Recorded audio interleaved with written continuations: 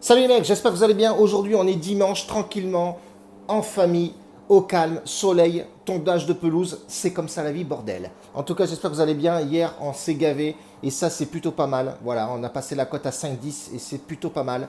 On va pas s'enflammer, on reste tranquillou.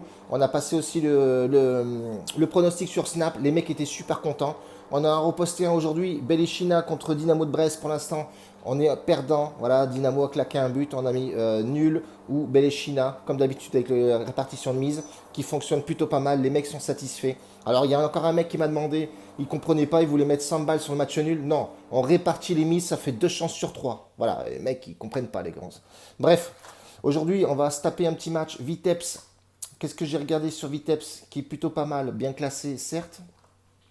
Je pense pas qu'il y aurait de surprise sur ce match-là. Vitebs est assez costaud. Il gagne 67% de matchs contre le Slavia auparavant. Voilà, 67%, 17 de nul, 17 Slavia. Mais on peut voir effectivement que Slavia, c'est pas forcément top. Le classement, je ne le regarde pas des masses quand je fais les pronostics, même si Vitebs est mieux placé, etc. À domicile, ils sont assez costauds, ça joue plutôt pas mal. Même si sur les 5 derniers matchs, on peut voir effectivement qu'il y a eu 3 matchs amicaux, on n'en prend pas compte, bien entendu. Mais on peut voir effectivement sur l'ensemble des matchs, il y a eu pas mal de nuls. Et Slavia a gagné 2 fois durant 2019-2014. Donc voilà, c'est pas non plus des stats qui sont exceptionnels, mais à prendre en compte quand même.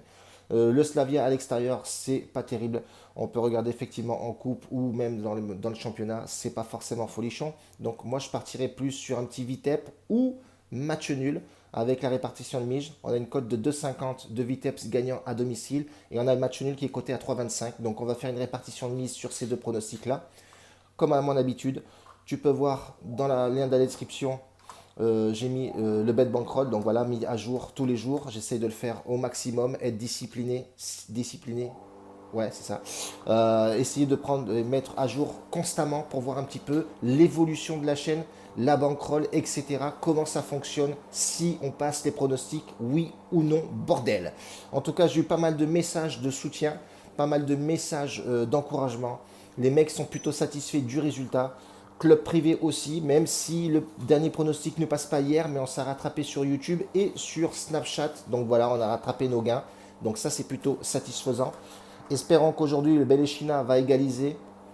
Ça serait plutôt pas mal. Ça serait passé une cote encore à 5. Donc ça, ce serait plutôt agréable.